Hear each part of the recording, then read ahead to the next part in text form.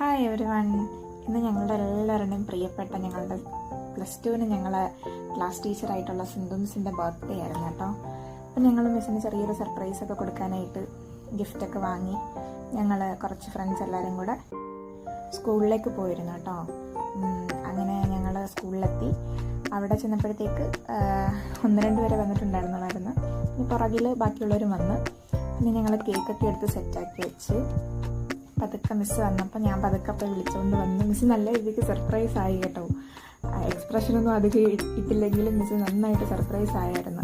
കാരണം മിസ്സ് ഒട്ടും വിചാരിച്ചില്ല ഞങ്ങളെല്ലാവരും ഇവിടെ ഉണ്ടെന്ന്. ഞാൻ മാത്രമാണ് വന്നതെന്നാണ് മിസ്സ് വിചാരിച്ചിരുന്നത്.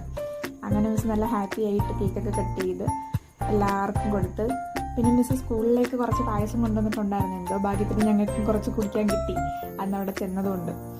ഞാനാണെങ്കിലും മിസ്സിൻ്റെ മോളുമായിട്ട് ഇച്ചിരി കൂട്ടാണ്. അപ്പോൾ അവളുടെ അടുത്ത് ഞാൻ നേരത്തെ മുൻകൂട്ടി പറഞ്ഞിട്ടുണ്ടായിരുന്നു. പക്ഷെ അതെങ്ങനെയോ മിസ്സിൻ്റെ ഹസ്ബൻഡ് മിസ്സിനോട് പറഞ്ഞ പിള്ളേരെല്ലാവരും വീട്ടിൽ വരുന്നുണ്ടെന്ന്.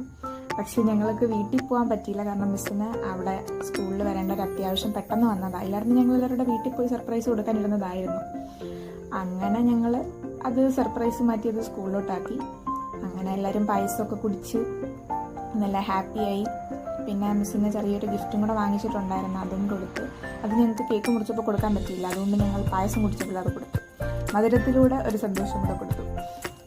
എന്നിട്ട് ഞങ്ങളെല്ലാവരും ഒരുമിച്ച് ഫോട്ടോയൊക്കെ എടുത്ത് മിസ്സ് നല്ല ഹാപ്പിയായി. മിസ്സ് എനിക്ക് മെസ്സേജ് ചെയ്തിരുന്നു.